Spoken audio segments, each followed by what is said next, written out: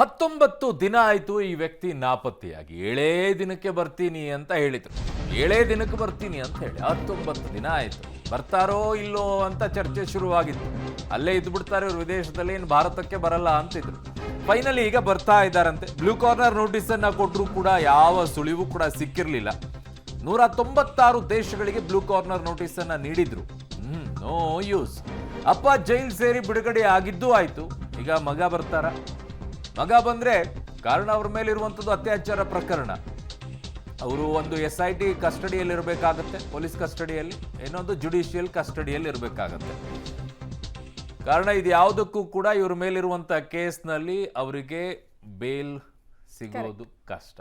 ಕಾರಣ ಈ case ಹಾಕಿರುವಂತ ಸೆಕ್ಷನ್ಗಳು bale ಸಿಗಲ್ಲ ಅವರಿಗೆ. ಬಂದ್ರೆ ಅವ್ರು ನೇರವಾಗಿ SIT ವಿಚಾರಣೆಗೆ ಹಾಜರಾಗಬೇಕಾಗತ್ತೆ.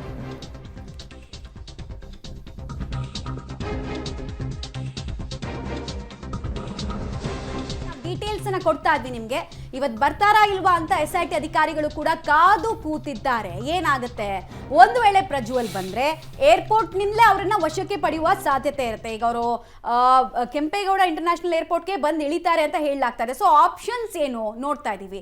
ಇಂದು ಪ್ರಜ್ವಲ್ ವಿದೇಶದಿಂದ ಬರೋ ಸಾಧ್ಯತೆ ಬಗ್ಗೆ ಅಂತೂ ಮಾಹಿತಿ ಇದೆ. ಬಟ್ ಇದು ಡೈವರ್ಷನ್ ನ ತಂತ್ರನ ಅಥವಾ ನಿಜವಾಗ್ಲೂ ಬರ್ತಾರ ಅನ್ನೋದು ಬಂದ್ಮೇಲೆ ನಾವು ಕನ್ಫರ್ಮ್ ಮಾಡ್ಬೋದು. ಅಥವಾ ಸಾಧ್ಯತೆ ನಂಬರ್ 2, ಪ್ರಜ್ವಲ್ ಹತ್ರ ಇರುವಂತಹ ಆಪ್ಷನ್ಸ್ ಇನ್ನೂ ಸ್ವಲ್ಪ ದಿನ ಕಾದು ನೋಡುವ ತಂತ್ರಕ್ಕೆ ಮೊರೆ ಹೋಗ್ತಾರಾ, ಕಾಲಹರಣ ಅಥವಾ ಭೂಗತ ಆಗುವಂತಹ ಸಾಧ್ಯತೆ ಜಾಸ್ತಿ ಇದೆಯಾ, ದೇಶದಲ್ಲಿ ಚುನಾವಣೆ ಮುಗಿಯೋ ತನಕ ಪ್ರಜ್ವಲ್ ಹಾಗಾದ್ರೆ ಬರೋದೇ ಇಲ್ವಾ ಅನ್ನೋ ಪ್ರಶ್ನೆ ಕೂಡ ಇದೆ.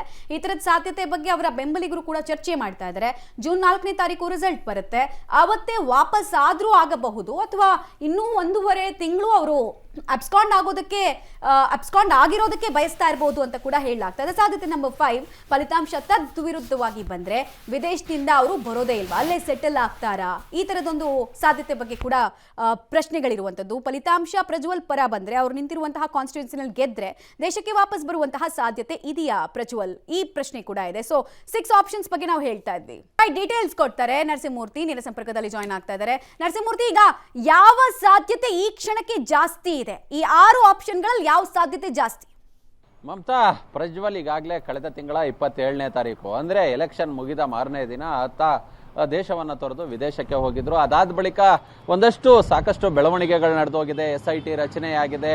ಈಗ ಅದ್ರ ಜೊತೆಗೆ ಹೊಳೆ ನರಸೀಪುರದಲ್ಲಿ ಅವ್ರ ಮೇಲೆ FIR ಆಗಿದೆ. ಅದ್ರ ಜೊತೆಗೆ ಸಂತ್ರಸ್ತೆಯರ ಹೇಳಿಕೆಯ ಆಧಾರದ ಮೇಲೆ 3 ಅತ್ಯಾಚಾರ ಪ್ರಕರಣಗಳು ದಾಖಲಾಗಿದ್ದಾವೆ. ಅವರ ತಂದೆಯ ಮೇಲೆ ಕಿಡ್ನಾಪ್ ಪ್ರಕರಣ ದಾಖಲಾಗಿ ಜೈಲಿಗೆ ಹೋಗಿ ಅದಾದ ಬಳಿಕ ಬಿಡುಗಡೆ ಕೂಡ ಆಗಿದ್ದಾರೆ. ಇದೀಗ ಪ್ರಜ್ವಲ್ ಇನ್ನೂ ಕೂಡ ವಾಪಸ್ ಆಗಿಲ್ಲ. ಹೀಗಾಗಿ SIT ಅಧಿಕಾರಿಗಳ ಮುಂದಿನ ನಡೆ ಏನು, ಮತ್ತೆ ಪ್ರಜ್ವಲ್ ವಾಪಸ್ ಬರಬಹುದಾದಂತಹ ಸಾಧ್ಯತೆಗಳು ಎಷ್ಟಿದೆ ಅಂತೇಳಿ ನೋಡೋದಾದ್ರೆ ಸದ್ಯಕ್ಕೆ ಪ್ರಜ್ವಲ್ ವಾಪಸ್ ಆಗುವ ಯಾವುದೇ ಲಕ್ಷಣಗಳು ಕಂಡು ಬರ್ತಿಲ್ಲ.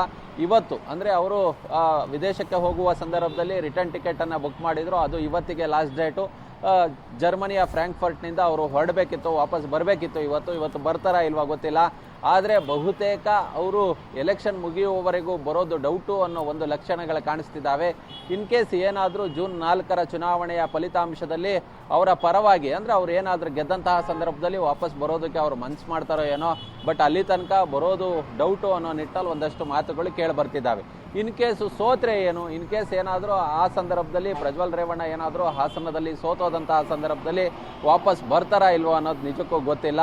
ಆದರೆ ಅಷ್ಟರ ಒಳಗೆ SIT ಒಂದಷ್ಟು ಅಪ್ಸ್ಟ್ಯಾಂಡಿಂಗ್ ಚಾರ್ಜ್ ಶೀಟ್ ಅನ್ನು ಸಲ್ಲಿಕೆ ಮಾಡಿ ಆ ಮುಖಾಂತರ CBI ಮುಖಾಂತರ ಇಂಟರ್ಪೋಲ್ಗೆ ಮನವಿಯನ್ನು ಸಲ್ಲಿಸಿ ಆ ಮುಖಾಂತರ ರೆಡ್ ಕಾರ್ನರ್ ನೋಟಿಸ್ ಅನ್ನು ಹೊಡಿಸೋದಕ್ಕೆ ಸಿದ್ಧತೆಯನ್ನ ಮಾಡಿಕೊಂಡಿದೆ. ರೈಟ್. ಹಾಗೆ ಸಂಪರ್ಕದಲ್ಲಿ ನರಸಿಂಹಮೂರ್ತಿ, ವಾಪಸ್ ಬರ್ತೀವಿ.